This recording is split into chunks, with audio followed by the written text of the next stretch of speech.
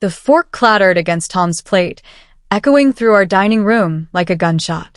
He pushed the chicken across the porcelain, his lip curled in disgust. "This is overcooked again, Helen. How many years have we been married, and you still can't get a simple roast right?" His mother Eleanor sat across from him, her thin smile spreading like poison. She didn't even try the food, just shook her head slowly, deliberately. I felt my face burn hot. 23 years of marriage, and he still spoke to me like I was some kitchen apprentice who'd failed her first lesson. Eleanor dabbed her mouth with a napkin she hadn't needed. "Dear, perhaps cooking simply isn't your strength. Not everyone has the gift." The words were soft, almost kind, but her eyes glittered with satisfaction. I stood up, collected their plates without a word, and walked toward the kitchen. Behind me, I heard Tom sigh dramatically. At least she knows when to quit. Something inside me shifted that night. Something cold and calculating that had been dormant for 2 decades. They would not underestimate me again. My name is Helen Westbrook. I'm 54 years old, from Portland, Maine, and if you're watching this, please subscribe to my channel for more fascinating stories like this one. What happened next changed everything. I stood at the kitchen sink, hands submerged in soapy water, scrubbing the same plate over and over. The dinner sat scraped into the garbage, $20 of groceries and 3 hours of work reduced to waste. Through the doorway, I could hear Tom and Eleanor laughing about something on television. The sound made my jaw clench. I dried my hands and pulled out my phone, typing carefully into the search bar. Advanced cooking techniques. How to perfect roast chicken. Culinary secrets from professional chefs. Video after video appeared, demonstrations by people who actually knew what they were doing. I watched a woman in a pristine white kitchen explain the importance of resting meat, of temperature control, of seasoning layers. Things I'd never considered before. Eleanor's voice drifted from the living room. She tries, bless her heart, but some people just lack natural talent. Tom agreed with a grunt. I saved 17 videos to a private playlist. Then I started taking notes in a small journal I kept hidden in the pantry behind the flour. Every insult, every dismissive comment, every cruel joke they'd made over the years. I was going to prove them wrong. Not tomorrow, not next week. This would take time, strategy, patience. But I would show them exactly who they'd been underestimating. The following Tuesday, Tom mentioned his company dinner. "It's next Friday," he said, scrolling through his phone at breakfast. "The boss is bringing his wife. Everyone's supposed to contribute something homemade." He glanced at me with barely concealed concern. "Maybe we could just buy something from the bakery. Say you made it." Eleanor, visiting for the week, nodded enthusiastically. "That's wise, Thomas. No need to embarrass yourself with Helen's attempts." I smiled sweetly. "I'll make a dessert. Don't worry." That afternoon, I practiced a chocolate torte recipe I'd found from a Michelin-starred pastry chef. The first attempt collapsed in the middle. The second one burned around the edges. The third looked perfect but tasted bland. I tried again, and again. By Thursday night, I'd made 7 tortes. The last one was flawless. Rich, glossy ganache, perfectly moist layers, delicate raspberry coulis on the side. I served it after dinner on Friday, watching Tom's face carefully. He took a bite, chewed slowly, then set down his fork. "It's fine," he said flatly. Eleanor tasted hers and shrugged. "A bit sweet for my preference." I said nothing, just cleared the plates. But I'd seen Tom take 3 more bites when he thought I wasn't looking. It wasn't enough yet. I needed more than grudging acceptance. I needed them stunned into silence. 3 weeks passed. I cooked every night, following recipes with scientific precision, measuring temperatures with a digital thermometer, timing everything to the second. Most meals met with the same lukewarm response or outright criticism. Then one evening, I made a French onion soup I'd been perfecting. Tom lifted the spoon to his mouth, tasted and paused. "This is actually good," he said, surprise evident in his voice. I felt a small surge of victory. Eleanor immediately cut in. "It's passable, I suppose. Though mine has always been better.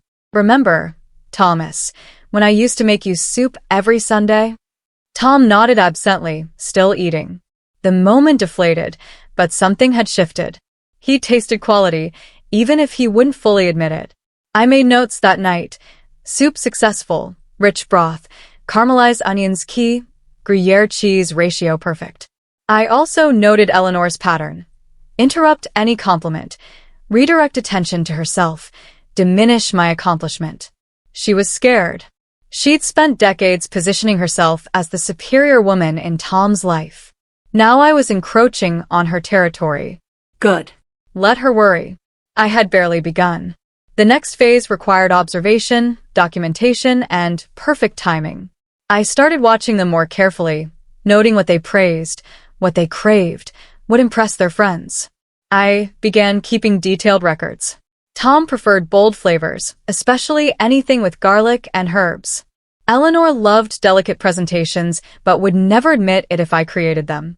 Their social circle valued appearances, impressive displays, food that photographed well. I documented everything in my hidden journal. Tom's poker night. Hearty foods, simple but elevated. Eleanor's bridge club, elegant finger foods, French influences. Neighborhood gatherings, crowd pleasers that made people talk. I also noted their vulnerabilities. Tom bragged constantly about my supposed incompetence, setting himself up as the long-suffering husband. Eleanor positioned herself as the family's culinary authority, the woman who taught her son to appreciate real cooking. Both had built identities around my failure, which meant my success would destabilize everything. I started shopping at different stores, finding better ingredients. I invested in proper knives, good cookware, a kitchen scale. When Tom questioned the expenses, I shrugged. Trying to improve, I said meekly. He approved, probably imagining minimal progress. Eleanor smiled. Ambition is admirable, dear, even when talent is limited. I smiled back, thinking about the advanced techniques I'd been practicing. The soufflés that rose perfectly. The sauces that emulsified flawlessly. They had no idea what was coming. The neighborhood potluck arrived on a warm Saturday in June. I prepared a layered lasagna with homemade pasta, slow-cooked bolognese, and a perfectly balanced bechamel sauce. It looked beautiful, the layers visible through the glass dish. Tom carried it to the Hendersons' backyard with obvious reluctance. Just set it with the other dishes, he muttered. Try not to make a scene. The table was crowded with contributions. I placed mine among casseroles and store-bought sides, then stepped back. People began serving themselves. I watched Tom load his plate, deliberately avoiding my lasagna. He filled up on potato salad and grilled chicken instead. Then Randy, our neighbor, took a generous portion of my dish.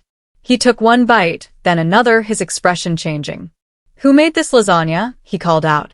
This is incredible. Silence fell. Tom's face reddened. My wife, he said reluctantly. Then, louder, trying to save face.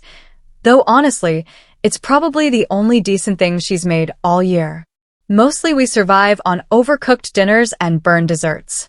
The laughter he expected didn't come. Instead, people stared. Randy's wife Barbara touched my arm. Helen, this is restaurant quality. You should be proud. Tom's joke had landed wrong. People saw his cruelty now, not my incompetence. I smiled graciously, accepting compliments, while Tom stood isolated, realizing he'd miscalculated. Eleanor watched from across the yard, her expression troubled. The following Tuesday, I called my old friend Victoria. We'd attended culinary school together 30 years ago, before I'd married Tom and abandoned those dreams. She'd gone on to open 3 successful restaurants in Seattle. Helen, she said warmly when she answered. It's been forever.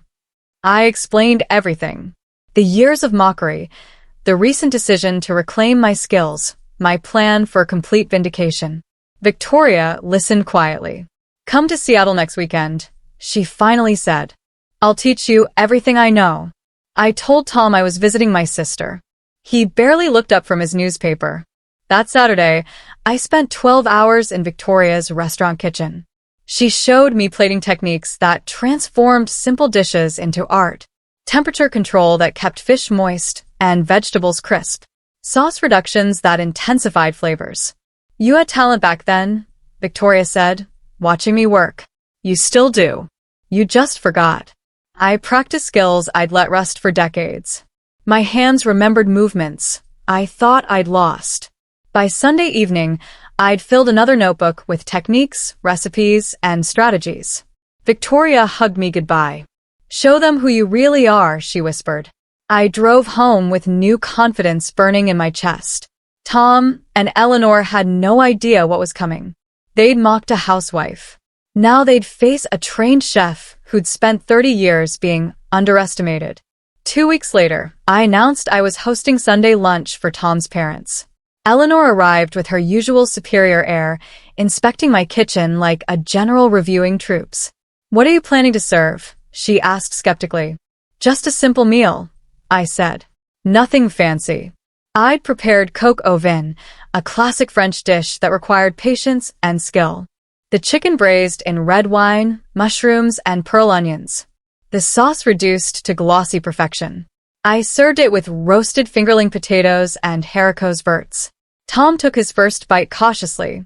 His eyes widened slightly. This is pretty good, he admitted.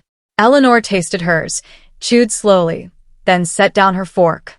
It's adequate, she said flatly. But I noticed her take another bite. And another. Tom's father Albert spoke up. Helen, this is delicious. Truly exceptional. Eleanor's jaw tightened. It's acceptable for someone of her skill level. I watched her face carefully. The slight twitch at her temple. The way her fingers gripped the fork too tightly. She was losing control of the narrative. For decades, she'd been the superior cook, the woman whose Sunday dinners were legendary. Now her daughter-in-law was encroaching on that territory. Albert had 3 helpings. Tom finished everything on his plate. Eleanor picked at hers, making small criticisms nobody acknowledged. As they left, I caught her expression. Worried, threatened, calculating, perfect. I was getting under her skin. Over the next month, Tom started bragging to his colleagues. I heard him on the phone one evening. Yeah, Helen's actually been making some decent meals lately. Surprised me too. Maybe she's finally figured it out after all these years. He laughed, completely unaware I was listening from the hallway. He thought my improvement was accidental, a lucky streak. He had no idea about the hours of practice, the expensive ingredients, the professional techniques. I started documenting his comments. Every backhanded compliment, every surprised remark, every moment where he claimed credit for my improvement. I've been encouraging her, I heard him tell his friend Kyle. Giving her constructive feedback. Seems to be paying off. I smiled, taking notes. He was building a narrative where he was the supportive husband, the patient teacher. When the truth came out, when everyone saw my actual skill level, his story would collapse. He'd look foolish, taking credit for something he'd actively tried to suppress. Eleanor called one afternoon. Thomas tells me you've improved, she said carefully. Don't let it go to your head, dear. Consistency is what matters. Anyone can have a good week. I agreed pleasantly, promising to keep working hard. After hanging up, I planned my next move. Tom's office was hosting a summer barbecue in 3 weeks. He'd already mentioned it nervously, worried I'd embarrass him. Instead, I was going to shine. The barbecue was at Tom's boss Marcus's house. I prepared Korean-style short ribs, marinated for 48 hours in a blend I'd perfected over dozens of attempts. The meat was tender, caramelized, with complex layers of sweet, savory, and umami. I also made 3 side dishes: kimchi coleslaw, sesame cucumber salad, and coconut rice. Everything looked professional, restaurant-quality presentation. Tom carried the containers to the car reluctantly. Just don't make a big deal about it, he warned. Let people try it naturally. At the barbecue, I set my dishes on the table and stepped back. Marcus's wife Di and tried the short ribs first. Her eyes went wide. Oh my God, she said loudly. Everyone needs to try these. A crowd formed. People filled their plates, tasted, and started asking questions. Where did you order these from? Someone asked. Helen made them, Tom said, his voice strained. Then, desperately trying to control the moment, I've been helping her develop her skills, sharing recipes, giving feedback. Kyle, who knew Tom well, raised an eyebrow. "Since when do you cook?" Tom flushed. "I encourage her.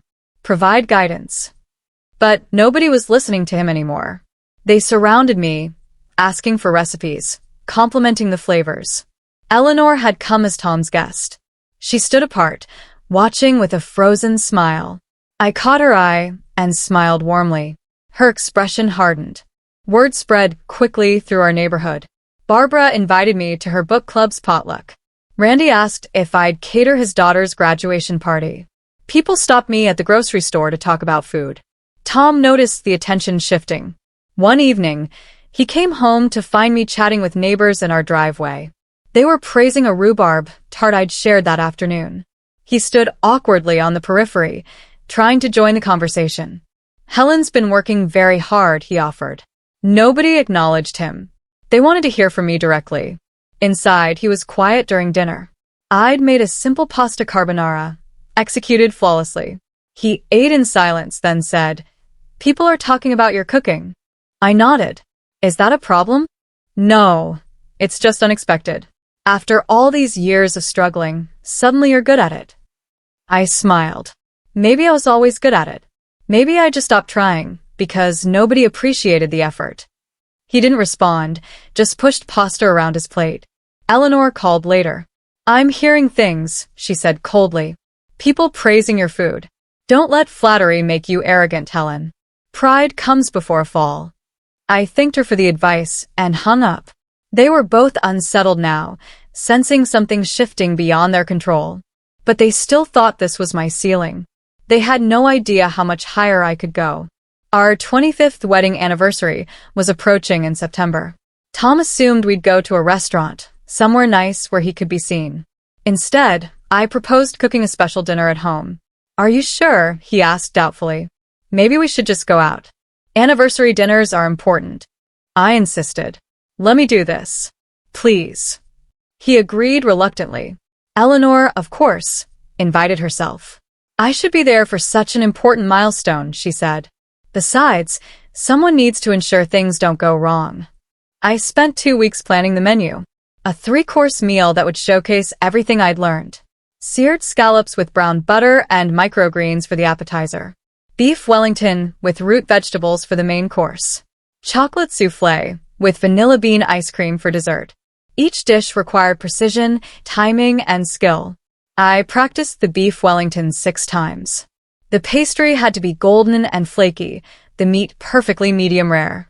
The duxelle needed the right moisture content. The execution needed to be flawless. I practiced the souffle even more. It had to rise dramatically, the center remaining slightly molten. 1 degree too hot, and it would collapse. Anniversary night arrived. I worked in the kitchen with calm efficiency, every movement deliberate. Tom and Eleanor sat in the dining room, making small talk. I heard Eleanor say, "I hope she hasn't bitten off more than she can chew." Beef Wellington is quite advanced. The same week I'd started planning the anniversary dinner, Tom's colleague Patrick had hosted a poker night. I'd overheard Tom talking to the other men while delivering snacks. "Helen's on this cooking kick lately," he'd said, shuffling cards. "Making all these fancy dishes. Honestly, I think she's trying to prove something after years of being terrible at it." The men had chuckled. "Whatever works," someone said. Tom continued, "Don't get me wrong. Some of it's edible now. But she's still the same woman who once burned water. 1 good month doesn't erase 25 years of disasters." More laughter.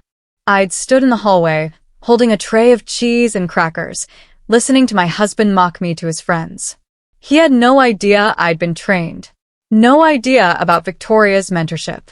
No idea about the hours of professional-level practice. He thought I was a housewife stumbling into beginner's luck. I'd taken notes that night, documenting every dismissive comment. Tom was setting himself up perfectly. He'd bragged so much about my incompetence that when the truth emerged, his credibility would shatter. Now, preparing our anniversary dinner, I thought about his words. Same woman who burned water. Tonight, I'd serve them beef Wellington that would rival any restaurant in the city. Tonight, they'd choke on their assumptions. I plated the first course with hands that didn't shake. 3 perfectly seared scallops per plate, arranged on a mirror of brown butter sauce, garnished with microgreens and a light dusting of sea salt. I carried the plates to the dining room. Tom and Eleanor looked at them skeptically. Tom cut into a scallop. The inside was opaque, just barely cooked through, the texture like silk. He chewed slowly, swallowed, stared at his plate. "This is exceptional," he said quietly, almost to himself.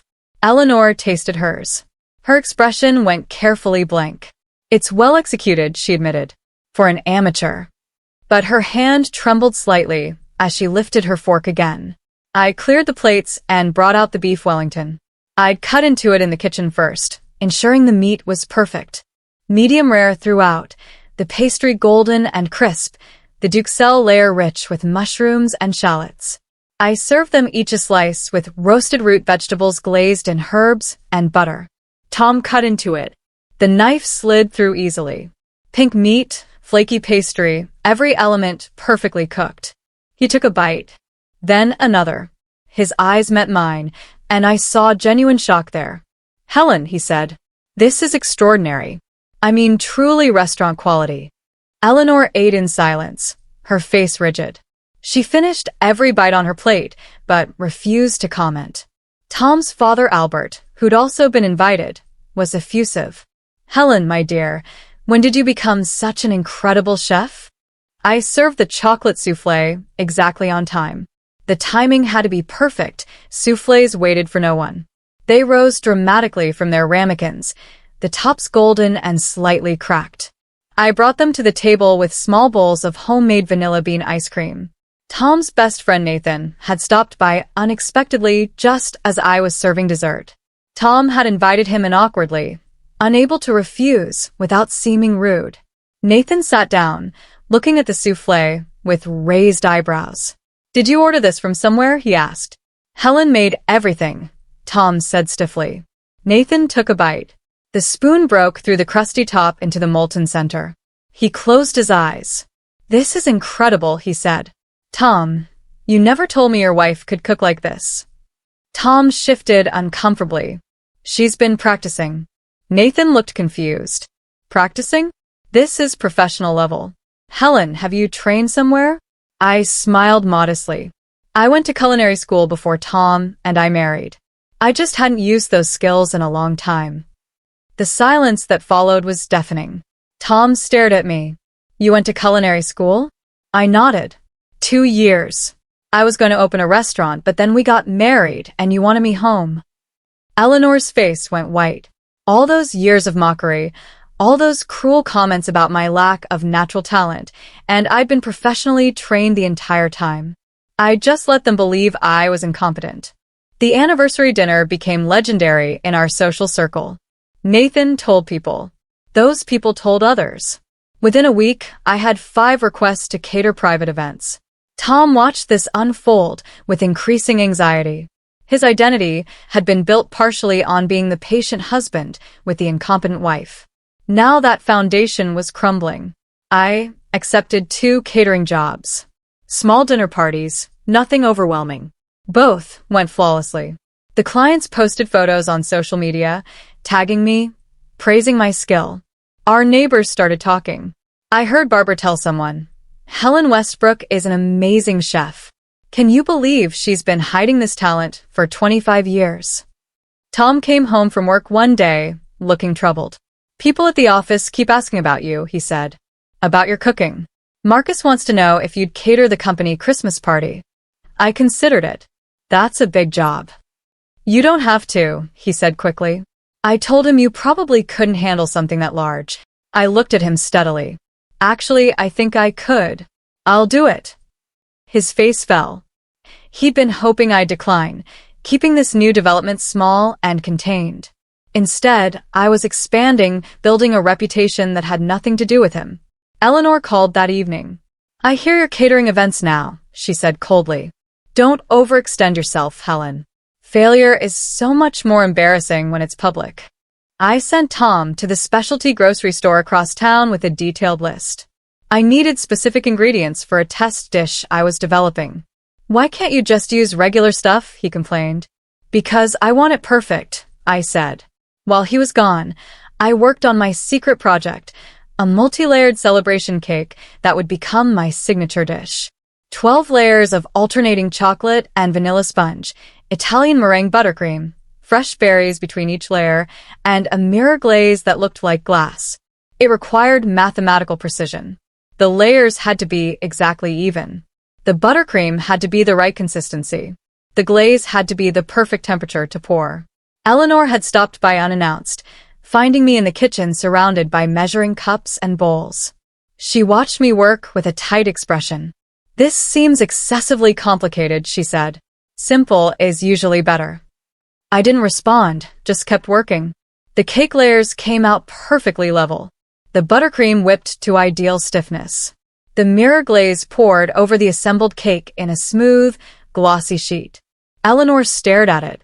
The cake looked professional, something from a high-end bakery. "Who taught you this?" she asked quietly. "YouTube," I lied. "And lots of practice." She left shortly after, unsettled. Tom returned with the groceries to find me photographing the finished cake. "What's that for?" he asked. "Just practicing," I said. I didn't tell him I was building a portfolio. Didn't mention the food blog I'd started secretly. Time for that revelation later. I hosted the extended family reunion in early November. 23 people, including Tom's siblings, their spouses, and various cousins. Eleanor had always hosted these events, using them to demonstrate her superiority in all things domestic. Now, I'd taken over.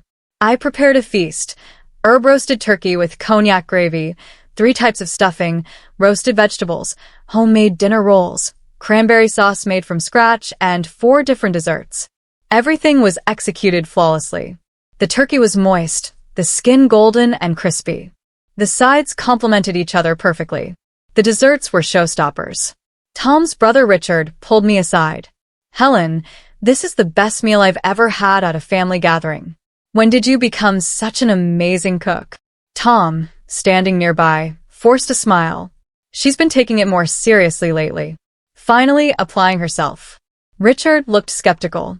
"This isn't taking it seriously. This is professional level." At the table, compliments poured in. Eleanor sat stiffly, barely touching her food. "When someone praised the turkey," she interjected, "the technique is quite standard, actually. Any competent cook could achieve this with enough time." But her voice lacked conviction. Tom's sister, Patricia, disagreed. "Eleanor, this is exceptional. Stop being modest on Helen's behalf." Eleanor's face flushed. She wasn't being modest. She was trying to diminish my accomplishment, and everyone knew it. As the evening ended, I caught her in the kitchen. She was alone, staring at the empty serving dishes. "You've made your point," she said quietly. The real turning point came 2 weeks later. Eleanor was visiting again, and I was preparing Thanksgiving dinner. She'd inserted herself into the process, claiming she wanted to help. I welcomed her assistance sweetly. "Could you make your famous gravy?" I asked. "I'd love to learn from you." Eleanor agreed, clearly pleased to demonstrate her superior skills. She pulled out her ingredients: flour, butter, turkey drippings. I watched as she made the roux, her movements practiced but outdated. She wasn't whisking constantly. The heat was too high. I said nothing. The gravy began to lump. Eleanor added more liquid, trying to smooth it out, but the lumps remained. She strained it twice, growing increasingly flustered. Tom's parents and his brother's family had arrived early. They gathered in the kitchen, watching Eleanor struggle. "Everything all right, Mother?" Tom asked. "Fine," she snapped. "The gravy is just being temperamental." I stepped in gently. "Would you like me to try?" She stepped aside, defeated. I made a fresh roux, controlling the heat precisely, whisking constantly, adding the liquid in a slow, steady stream. The gravy came together perfectly, smooth and glossy. Tom's sister-in-law Amanda watched with interest. "Helen, that was like watching a professional." Eleanor stood in the corner, her face ashen. For decades, she'd positioned herself as the family's cooking authority. Now, in front of everyone, her incompetence had been exposed while I demonstrated superior skill. I didn't gloat. Didn't need to. Everyone had witnessed the contrast. Eleanor excused herself, claiming a headache. She left before dinner. That evening, after everyone had gone home, Tom approached me in the kitchen. I was cleaning up, putting away leftovers. "Helen," he said quietly, "I owe you an apology." I turned to face him. He looked uncomfortable, struggling with words. "I've been dismissive of your cooking for years. More than dismissive, cruel. I made fun of you in front of friends, family, even my colleagues. I told people you were incompetent when clearly you're extraordinarily skilled." I waited, saying nothing. "I don't understand why you let me believe you couldn't cook. You went to culinary school. You could have corrected me at any time." I set down the dish towel. "Would you have listened? Or would you have dismissed that too? Told me my training didn't matter because my food was still bad." He flinched. "That's fair. You made me feel worthless in my own kitchen," I continued. "For 25 years, you mocked something I'd once loved. So I stopped trying, stopped caring, made simple food that met your low expectations because anything else would have been wasted on you." Tom sat down heavily. I was wrong, completely wrong. And my mother was worse, encouraging my cruelty. I nodded. Yes, she was. "Can you forgive me?" "I considered this. I can forgive you. But things are different now. I'm not the same woman you married. I'm not going to shrink myself anymore to make you comfortable." The next morning, I woke to find my phone flooded with notifications. Someone had posted photos from the reunion on the neighborhood Facebook group. The food, the table settings, everything. People were commenting, asking about catering services. Barbara had written, "Helen Westbrook is a culinary genius. If you need a caterer, she's the one." The post had been shared 43 times. I showed Tom at breakfast. He read through the comments silently. "You're going to start a business," he said. It wasn't a question. "I think so. Yes." He nodded slowly. "You should. You're talented enough." That afternoon, the local food blogger reached out. She wanted to feature me in an article about hidden culinary talents in Portland. I agreed to an interview. The article ran the following week with photos of my dishes. It was shared widely on social media. I started getting inquiries from people across the city. Eleanor saw the article. She called, her voice tight. "You're making quite a spectacle of yourself." "I'm building a business," I corrected. "That's different. People are talking, saying things about how I treated you. It's embarrassing." I smiled, though she couldn't see it. "Then perhaps you should have been kinder." She hung up without responding. Tom read the article 3 times. "They called you one of Portland's best undiscovered chefs," he said wonderingly. I had no idea. "No," I agreed. "You really didn't." The charity event was in December, a fundraiser for the Children's Hospital. They'd asked me to donate a signature dessert for their silent auction. I created something spectacular. A white chocolate passion fruit entremet with multiple layers, mirror glaze, and gold leaf decoration. It looked like a jewel. The auction was well attended, lots of local celebrities and business leaders. My dessert was displayed prominently with a card that read, "Specialty dessert by Chef Helen Westbrook." The bidding started at $50. Within an hour, it had reached $300. By the evening's end, my dessert sold for $800, the highest amount for any donated item. A local food magazine was covering the event. They photographed my dessert, interviewed me, and ran a feature the next week titled, "Portland's Hidden Culinary Treasure." Tom attended the event with me.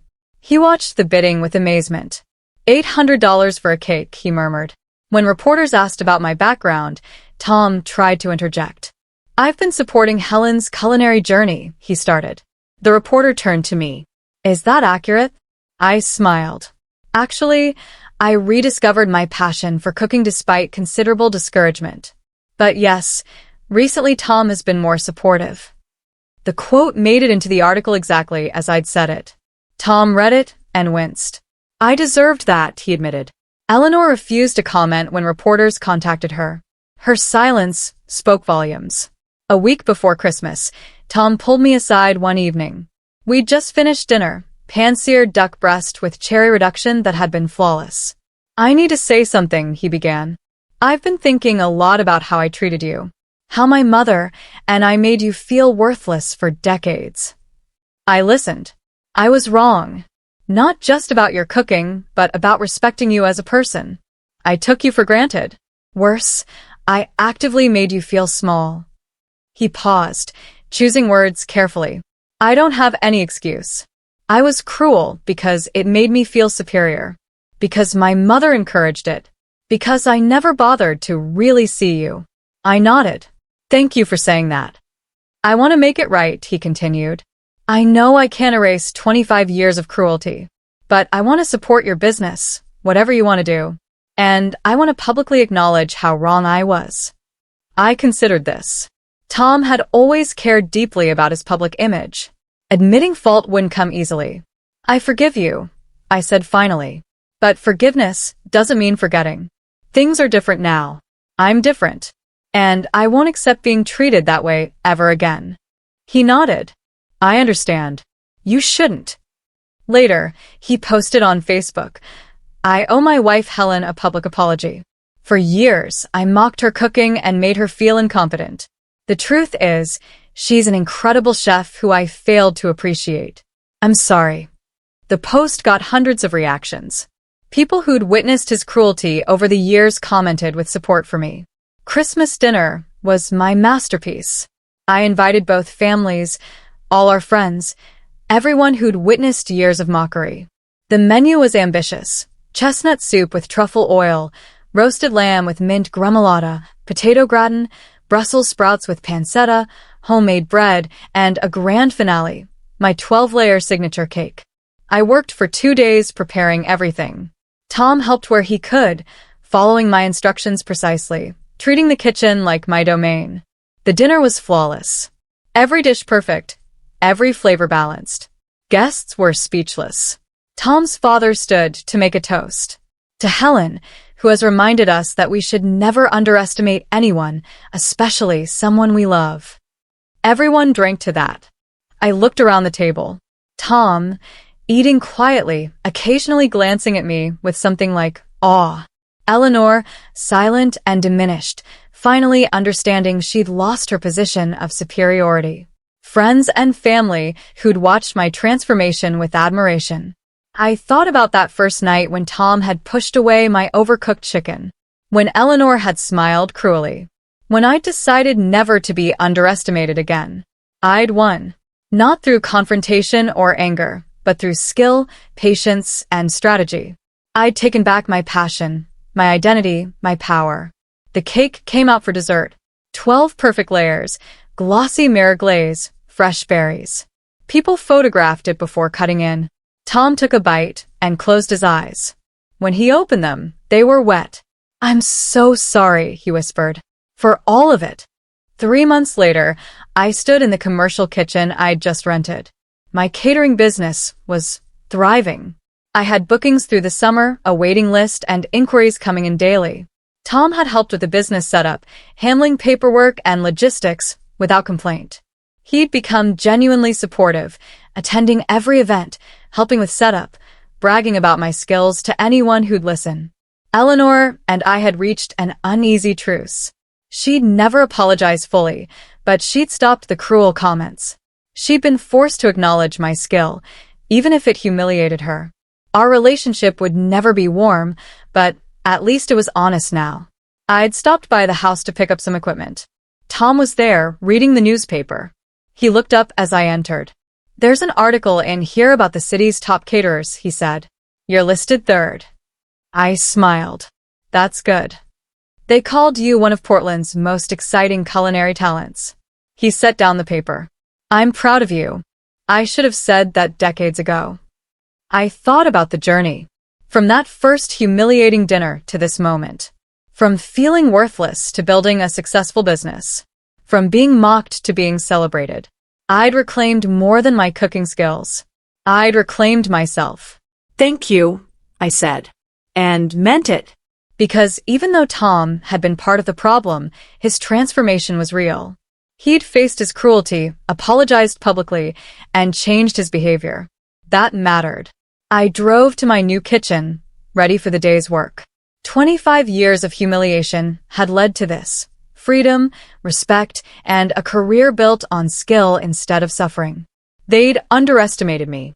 I'd proved them wrong. And I'd done it all one perfect dish at a time.